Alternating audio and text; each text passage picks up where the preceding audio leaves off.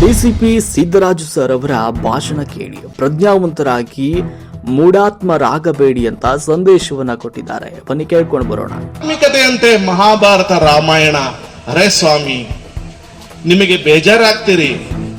ಬಾಬಾ ಸಾಹೇಬರು ಬರೆದಿದ್ದಾರೆ. ಏನ್ ಬರೆದಿದ್ದಾರೆ ಅಂತ ಹೇಳಿದ್ರೆ, ಹಿಂದೂ ಧರ್ಮದ ಒಗಟುಗಳು. ಏನು ಒಗಟುಗಳು? ಕುಂತಿಗೆ 5 ಜನ ಗಂಡು ಮಕ್ಕಳಂತೆ. ಯಾರು ಬೇಜಾರಿಲ್ಲ ತಾನೆ? ಅಥವಾ ಹಸಿವೇ ಆಗತ್ತೆ ನಿಲ್ಲಿಸ್ಬಿಡಿ ಅಂದ್ರೆ ನನಗೂ ಬೇಜಾರು. ನೀವು ಕೇಳಕ್ ಇಷ್ಟ ಆದ್ರೆ ನಾನು ಶುರು ಮಾಡ್ಕೊಳ್ತೀನಿ. ಓಕೆ, ಆಗ ಆ ರಿಡಲ್ಸ್ ಆಫ್ ಹಿಂದೂಯಿಸಮ್ ಅಲ್ಲಿ ಬಾಬಾ ಸಾಹೇಬ್ರೆ ಬರ್ದಿರೋದು, ನಾನೇನು ಸೃಷ್ಟಿ ಇಲ್ಲ ಇದು.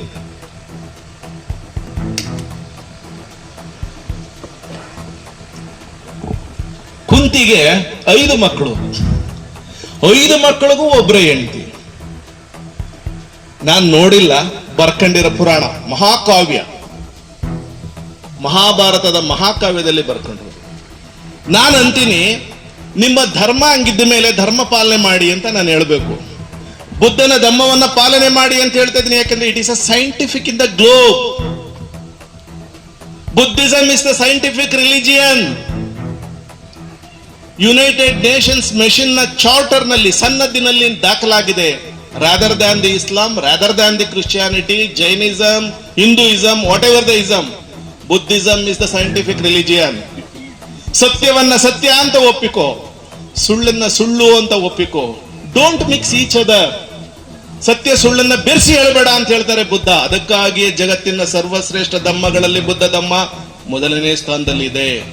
ಅದನ್ನ ಒಪ್ಕೊಳ್ಳಿ ಅಂತ ಹೇಳಿದ್ರು ಬಾಬಾ ಸಾಹೇಬ್ ಅಂಬೇಡ್ಕರ್ ಅವರು ನಿಮಗೆ. Rather than the riddles of the Hinduism, ಒಗಟುಗಳನ್ನು ಒಪ್ಪಬೇಡಿ ಅಂತ ಹೇಳಿದ್ರು. ಅರೆ ಸ್ವಾಮಿ, ಯಾರೋ ತಾಯಿಂದರು ಬೇಜಾರಾಗ್ಬೇಡಿ, ಹೆಚ್ಚು ಮಹಿಳೆಯರಿದ್ದೀರಿ. ಯಾರಾದ್ರೂ ಇವತ್ತಿನ ಕಾಲದಲ್ಲಿ 3 ಗಂಡು ಮಕ್ಕಳೆತ್ತು 1 ಹೆಣ್ಣು ತಂದ್ಬಿಟ್ಟು ಮಕ್ಕಳ ಏನೆಲ್ಲ ಹಂಚ್ಕೊಳಪ್ಪ ಇವಳು ಒಬ್ಬಳ ಅಂತ ಹೇಳಿದ್ರೆ ನೀವು ಒಪ್ತೀರೇನ್ರಿ? ಒಪ್ತೀರಾ ಹೇಳಿ? ನೀವು ಒಪ್ಪಲ್ಲ, ನನಗೆ ಗೊತ್ತು. ಯಾರಿಗೂ ಇಷ್ಟ ಆಗಲ್ಲ ಅದು. ಇದು ನಮ್ಮ ಮಹಾಕಾವ್ಯ ಅಂತ ಹೇಳ್ತಾರೆ. ಈ ನಾಟಕಗಳನ್ನ ಮಾಡಿ ಊರಲ್ಲಿ ಅಂತ ಹೇಳ್ತಾರೆ. ಮಹಾಭಾರತ ನಾಟಕ ಇವತ್ತು ಕಂಡ್ಲಂದ್ರೆ ಇಡೀ ರಾತ್ರಿ ಬೆಳಗಾಗ ನೋಡೋದು ಇವರೆಲ್ಲ ಕೂತ್ಕೊಂಡು. ಸೀತೆ ಪವಿತ್ರ ಪಾವನಳು, ಮರ್ಯಾದಾ ರಾಮ, ಪುರುಷೋತ್ತಮ ರಾಮ, ಎಲ್ಲವನ್ನು ಒಪ್ಕೊಳ್ಳಿ. ಆದ್ರೆ ರಾಮನ ಇವತ್ತು ದೇವರು ಅಂತೇಳಿ ಗುಡಿ ಗುಂಡಾರಗಳನ್ನ ಕಟ್ಟಿಸಿ ಪೂಜೆ ಮಾಡ್ತಕ್ಕಂಥ ಜನ ನಾವು ಸ್ವಲ್ಪ ವಿಮರ್ಶಾತ್ಮಕವಾಗಿ ಯೋಚನೆ ಮಾಡಬೇಕು. ದೇವರಿಗೆ ತನ್ನ ಹಿಂದೆ ಏನ್ ನಡೆಯುತ್ತೆ ಅಂತ ಗೊತ್ತಿಲ್ಲ. ರಾಮನಿಗೆ ತನ್ನ ಹೆಂಡತಿಯನ್ನೇ ಕಾಡುಗಟ್ತಾನೆ, ಪ್ರೆಗ್ನೆನ್ಸಿ ಆದ ಹೆಂಡತಿಯನ್ನೇ ಕಾಡಿಗೆ ಹೇಳ್ತಾನೆ. ನಾವ್ ಹೇಳೋದು ರಾಮಂತರ ಮಕ್ಕಳ ಇರ್ಲಿ ಗಂಡ ಇರ್ಲಿ ಅಂತ ಹೇಳೋದು. ಇಂಥದ್ದನ್ನೇ ಬಾಬಾ ಸಾಹೇಬ್ ಅಂಬೇಡ್ಕರ್ ಅವರು ರಿಡಲ್ಸ್ ಆಫ್ ಹಿಂದೂಯಿಸಮ್ ಅಲ್ಲಿ ಬರ್ದಿದ್ದಾರೆ. ಅಲ್ಲಿದಾವೆ, ಯಾರ್ದೋ ಕೈಯಲ್ಲಿ ಸಿಕ್ಕಿರ್ಬೇಕು ಅದು. ಅದ್ರಲ್ಲಿ ಒಂದು 24 ವಾಲ್ಯೂಮ್ಗಳಿವೆ ಇವು. ಅದ್ರಲ್ಲಿ ಒಂದರಲ್ಲೇ ಅದು ಇದೆ. ಇದನ್ನ ನೀವು ಒಪ್ಪಬೇಡಿ. ಈ ಹಿಂದೂ ಧರ್ಮ ಇಂಥ ಒಗಟುಗಳನ್ನ ಹೇಳಿ 5,000 ವರ್ಷಗಳಿಂದ ನಿಮ್ಮನ್ನ ಗುಲಾಮಗಿರಿಗೆ ತಳ್ಳಿದೆ, ಜೀತ್ಗಾರನಾಗಿ ಮಾಡಿದೆ. ನಿಮ್ಮ ಆಸ್ತಿ ಹಕ್ಕುಗಳನ್ನ ಕಸ್ಕೊಂಡಿದ್ದಾರೆ ಜಾತಿ ಹೆಸರಿನಲ್ಲಿ. ಪುಷ್ಯಶೃಂಗ ಮಿತ್ರ ಬರೆದಂತ ಕ್ರಿಸ್ತ ಪೂರ್ವದಲ್ಲಿ 6,000 ಜಾತಿಗಳಾಗಿ ಮನುಷ್ಯತ್ವವನ್ನು ಒಡೆದು ಓಳು ಮಾಡಿದ್ದಾನೆ. ಬುದ್ಧ ಧಮ್ಮವನ್ನ ನಾಶ ಮಾಡಿದ್ದಾನೆ. ಒಬ್ಬ ಬೌದ್ಧ ಭಿಕ್ಕುವಿನ ತಲೆಯನ್ನ ಕಡಿದು ತಂದ್ರೆ 100 ಚಿನ್ನದ ವರಹಗಳನ್ನ ಕೊಡ್ತೀನಿ ಅಂತ ಹೇಳಿ ಘೋಷಣೆ ಮಾಡಿದ್ದಾನೆ ಈ ಬ್ರಾಹ್ಮಣ. ಬುದ್ಧ ಭಿಕ್ಕು ಏನು ಅನ್ಯಾಯ ಮಾಡಿದ? ಬುದ್ಧ ಭಿಕ್ಕು ಯಾರ ಮನೆಯನ್ನ ನಾಶ ಮಾಡಿದ? ಸತ್ಯ, ಧರ್ಮ, ನೀತಿ, ನ್ಯಾಯಕ್ಕಾಗಿ ಏಕಾಂಗಿಯಾಗಿ ನಿಮಗೆ ಕಣ್ಣೀರ್ ಬರಬೇಕು ತಾಯಂದರೆ, ಸಹೋದರರೇ. 29 ವರ್ಷದ ಸಿದ್ಧಾರ್ಥ, 27 ವರ್ಷದ ಯಶೋಧರೆ, ಅವರಿಗೆ 1 ವರ್ಷದ ಮಗು ರಾಹುಲ.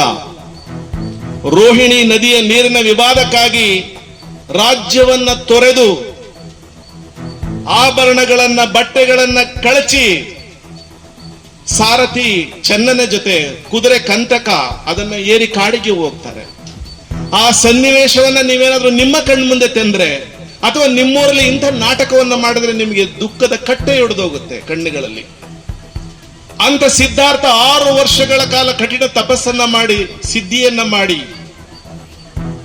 ನೆರಂಜಾ ನದಿ ಅಂತ ಹೇಳಿ ಬಿಹಾರ್ಲಿ, ನಾನು ಸೆಪ್ಟೆಂಬರ್ ತಿಂಗಳಲ್ಲಿ ಹೋಗಿ ಬಂದೆ ಅಲ್ಲಿಗೆ.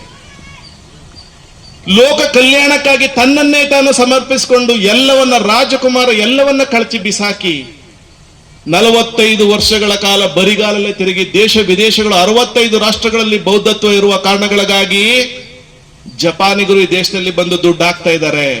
ಚೀನಾದವರು ಈ ದೇಶದಲ್ಲಿ ಬಂದು ದುಡ್ಡು ಹಾಕ್ತಾ ಇದ್ದಾರೆ. ಬುದ್ಧ ಹುಟ್ಟಿದ ನಾಡಿನಲ್ಲಿ ಬುದ್ಧ ಧಮ್ಮ ಪ್ರತಿಷ್ಠಾಪನೆ ಆಗ್ಲಿ ಅಂತ ಹೇಳಿ ಆ ದೇಶದವ್ರು ಹೇಳ್ತಾ ಇದ್ದಾರೆ. ಆದ್ರೆ ನಿಮ್ಮಲ್ಲಿರೋ ಬ್ರಾಹ್ಮಣರು ಮೇಲ್ಜಾತಿಯವ್ರು ಏನ್ ಹೇಳ್ತಾರೆ?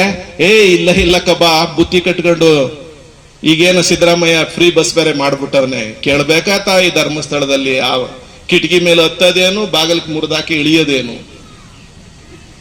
ಅಯ್ಯಪ್ಪನಿಗೆ ಯಾರೂ ಕರೀದಿದ್ರುವೆ. ನಿನ್ನೆ ಒಂದು ಘಟನೆ ನಾನು ಮೈಸೂರಿನಲ್ಲಿ ಇದ್ದೆ. ಏನ್ ಹೇಳ್ತಾರೆ ಅಂತ ಹೇಳಿದ್ರೆ, ಒಂದು ಹೋಬಳಿಯ ಜನ ಅಂಬೇಡ್ಕರ್ ಹೋಬಳಿ ಮಟ್ಟದ ಅಂಬೇಡ್ಕರ್ ಸಮುದಾಯ ಭವನ, ನೀವು ಯುವಕರು ಅರ್ಥ ಮಾಡ್ಕೋಬೇಕು, ಕಟ್ಟಿದ್ದಾರೆ. ನಾನು ಕೂಡ ಅವತ್ತಿನ MP MLA ದುಡ್ಡು ಹಾಕ್ಸಿದೆ, 1-2 ಕೋಟಿ ರೂಪಾಯಿದಷ್ಟು. ಒಂದು ಗಲಾಟೆ ವಿಚಾರ ತೆಗೆದುಕೊಂಡು ನನ್ನ ಹತ್ರ ನಿನ್ನೆ ಬಂದ್ರು. ಏನ್ ಗಲಾಟೆ ಅಂದ್ರೆ, ಅಯ್ಯಪ್ಪನಿಗೆ ನಾವು 1 ತಿಂಗಳ ಕಾಲ ಈ ಅಂಬೇಡ್ಕರ್ ಭವನ ಬಿಟ್ಕೊಟ್ಬಿಡ್ಬೇಕು. ಯಾಕೆ ಬಿಡ್ಬೇಕಂದ್ರೆ ಅಯ್ಯಪ್ಪಂದು ಇಡೀ ರಾತ್ರಿ ನಾವು ಭಜನೆ ಮಾಡಬೇಕು ಅಲ್ಲಿ ಅಂತ. ಕೆಲವು ಜನ ಏನ್ ಹೇಳೋದು, ಅಂಬೇಡ್ಕರ್ ಹೆಸರಲ್ಲಿ ಇದನ್ನೆಲ್ಲ ಮಾಡಕ್ಕೆ ನಾವು ಬಿಟ್ಕೊಡಲ್ಲ ಅಂತ ಹೇಳಿ.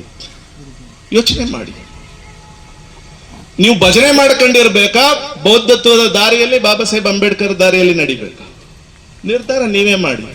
ಇಂಥ ವಿಕೃತಿಯ ಮನಸ್ಸಿನ ಯುವಕ ಯುವತಿಯರು ಹಳ್ಳಿಗಳಲ್ಲಿ ಉಟ್ಕೊಂಡಿದ್ದಾರೆ. ಅದರಿಂದ ಹಳ್ಳಿಗಳು ಉದ್ಧಾರ ಆಗಲ್ಲ, ಹಳ್ಳಿಗಳು ಸಾಯ್ತಾ ಇದೆ. ಜನಸಂಖ್ಯೆ ದುಪ್ಪಟ್ಟಾಗಿದೆ, ಸರ್ಕಾರಿ ಸೌಲಭ್ಯಗಳು ಕುಂಠಿತ ಆಗಿದೆ. ವೈಯಕ್ತಿಕವಾಗಿ ಬದುಕಲಿಕ್ಕೆ ಇವರಿಗೆ ಸಾಧ್ಯ ಶಕ್ತಿ ಬರಲೇ ಇಲ್ಲ ಸಮುದಾಯಗಳಿಗೆ. ಏನ್ ಮಾಡಬೇಕು? ಏನೂ ಮಾಡಬೇಡ. ಬಾಬಾ ಸಾಹೇಬ್ ಬರೆದು ಕೊಟ್ಟಿರ್ತಕ್ಕಂಥ ಸಂವಿಧಾನವನ್ನ ಇಲ್ಲೇ ನೀವು ಇಟ್ಕೋಬೇಕು. ಬಾಬಾ ಸಾಹೇಬ್ ಇಟ್ಕೊಳ್ಳಿ, ನಾವು ಬರೀ ಮೊಬೈಲ್ ನೋಡ್ಕೊಂಡು ಕೂತ್ಕೊಳ್ತೀವಿ ಅಂತ ಅಲ್ಲಿ ಕೂತ್ಕಾಡ್ತಾವಲ್ಲ, ಹಂಗಾಡ್ಬಾರ್ದು.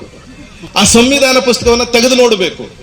ಆರ್ಟಿಕಲ್ 1ರಿಂದ 395 ಏನ್ ಬರ್ದವ್ರಲ್ಲ ಅಂತ ಕೂತ್ಕೊಂಡು 10 ಜನ ಕೂತ್ಕೊಂಡು ಯುವಕರು ಯೋಚನೆ ಮಾಡ್ಬೇಕು. ನೀವೇ ಹಳ್ಳಿ ಪಕ್ಕದ ಹಳ್ಳಿಗಳಿಗೆ ಅಭಿಯಾನ ಮಾಡಬೇಕು.